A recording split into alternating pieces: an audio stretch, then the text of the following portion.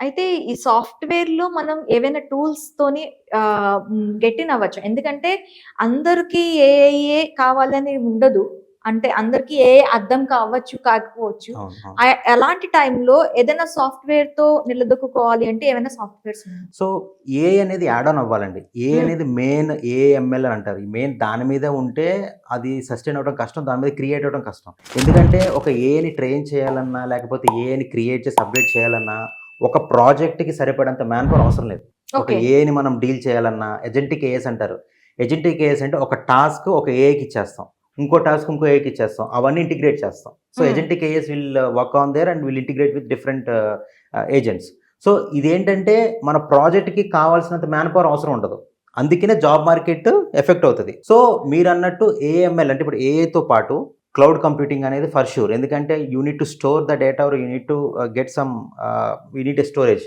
So ఇదివరకేంటంటే servers. ఇప్పుడేంటంటే క్లౌడ్‌నే హ్మ్. మనం యూజ్ చేస్తాం. So cloud computing for sure. AWS గానీ, అజూర్ గానీ, జీసీపీ గానీ these are all main cloud platforms which will use. దాంతో పాటు డివాప్స్, హ్మ్. ఆటోమేషన్ టూల్స్ అనమాట. డివాప్స్ అనేది ఎప్పటికైనా ఆటోమేటెడ్ టూల్ కావాలి. సీఐసీడీ పైప్‌లైన్స్ అంటారు. మన కోడ్ ఇంటిగ్రేట్ చేసుకోవడానికి గిట్ హబ్స్ అంటారు. ఇవన్నీ ఏంటంటే డివాప్స్‌తో అలైన్ అయి ఉంటాయి.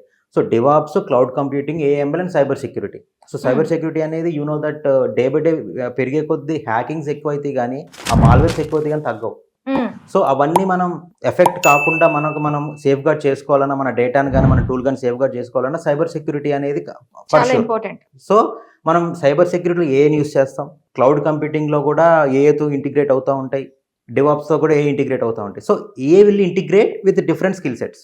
సో హ్మ్. ఈ స్కిల్ సెట్స్‌తో పాటు ఏఐ అనేది యాడ్ ఆన్ అవ్వాలి. ఓకే. కంప్లీట్‌గా ఏఐతో ఉన్నా కూడా జాబ్ మార్కెట్ అంత ఈజీగా క్రియేట్ అవ్వదు. అంత ప్రాబబిలిటీ మీకు ఉండదు. అన్ని ఆపర్చునిటీస్ రావు. AI should be an add on skill set to you.